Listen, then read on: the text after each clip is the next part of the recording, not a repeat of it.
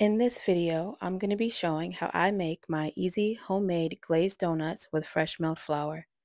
The principal recipe will be in the description box down below. Thank you for watching.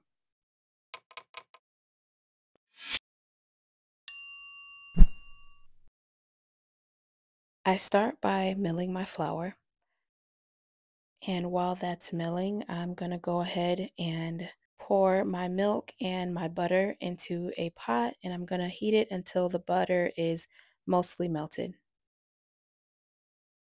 To my mixer bowl, I'm adding the warmed milk and melted butter mixture, my sugar, as well as 2 eggs. Next, I'm adding in my salt, and now I'm adding in my fresh milled flour that I just milled. I'm also going to add in my yeast after my salt. I'm not doing an autolyse for this recipe.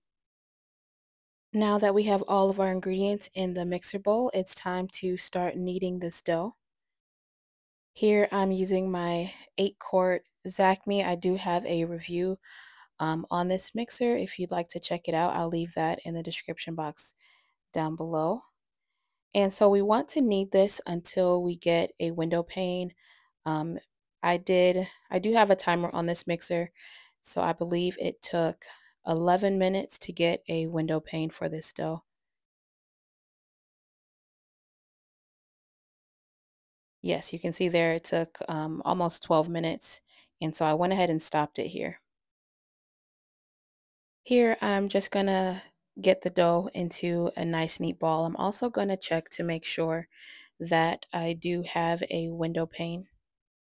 This dough is very easy to work with. It's not sticky at all. And you can see there, I do have a window pane. It's not going to stretch very far because this is a low hydration dough. It's not a very wet or loose dough.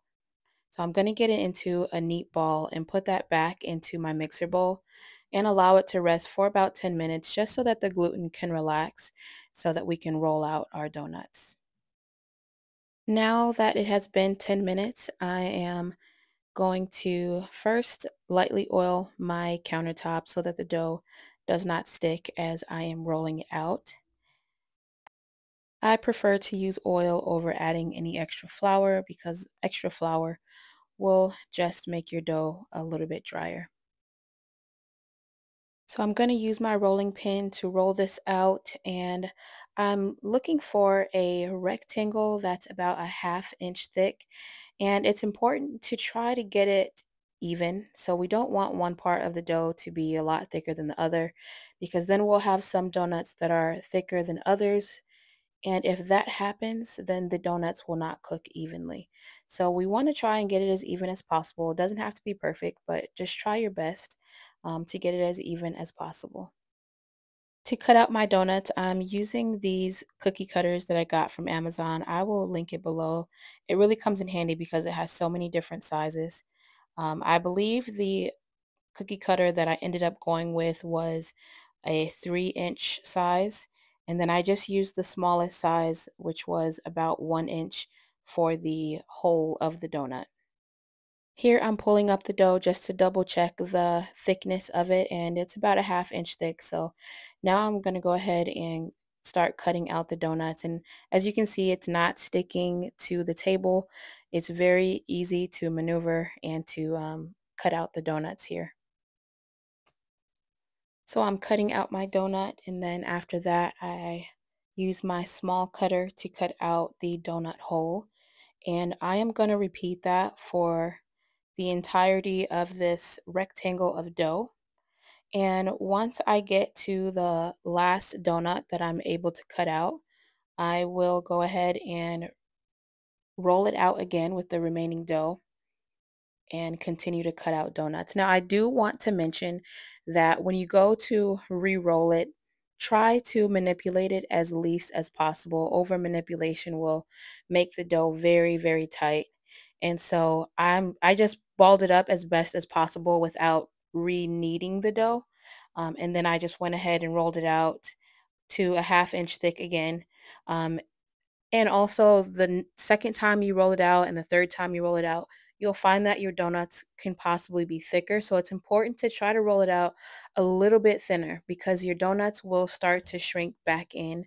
To avoid this, you could allow the dough to rest again for 10 to 15 minutes, but I just wanted to get it done. And so with the last piece of dough here, I'm just rolling it I'm just twisting it up instead of trying to get it into a donut. So I made a little donut twist there with the last bit of dough. So here are all of my donuts and the donut holes that I will cook up and fry up as well. I covered this with a damp cloth and allowed it to rise until it was about doubled in size, which took about 45 minutes. While your dough is rising, be sure to make the glaze for the donuts. And I do have the ingredients for the glaze in the description down below. And now here I have my oil. I did measure it to make sure that it was between 350 and 375 degrees before dropping my donuts into the oil. And I fried it for about 45 to 60 seconds on each side. Um, it's important to regulate the temperature if you don't want really dark donuts. This heating plate that I'm using here really helps to regulate that temperature. I was asked how I keep my donuts from getting so dark, and really, this heating element here really helps with that. But if they do get dark, there's nothing wrong with that. They still taste delicious. So I'm frying them on each side for about 1 minute, and then I'm using a slotted spatula to maneuver them around. I would use that or a slotted spoon, just anything that's going to allow the oil to drip through so that you're not transferring a lot of oil. Also, make sure your oil is hot enough because if you put it in the oil and it's not hot enough, you're going to have very oily donuts, and we don't want that. We don't want our donuts to be boiled in the oil. Now that they're done cooking, I'm just transferring it to my cooling rack, and I'm going to put the next batch in before I put the icing on. I'm just going to allow them to cool down for just a couple minutes before icing them. I like to ice mine while they are still hot. That way the icing melts onto the donut, because the icing does start to solidify after sitting for a while. So do try to ice them while the donuts are still warm, and be careful because they can be very hot. So use a spoon or fork to ice your donuts. Another tip, try not to overcrowd your pan. With my pot size, I was able to comfortably fit 4 donuts, but too many donuts will cause the oil to drop in temperature and also allow it to be too difficult to flip over. So don't overcrowd your pot. And then once I'm done frying all of the donuts, I take all of my donut holes and just put them into the oil together. After the donut holes are done frying, I just put mine directly into the glaze and toss them around. And I put them on the cooling rack, and my family enjoys these immediately after cooking. If you try this recipe, let me know what you think. Leave a comment down below. Thank you for watching.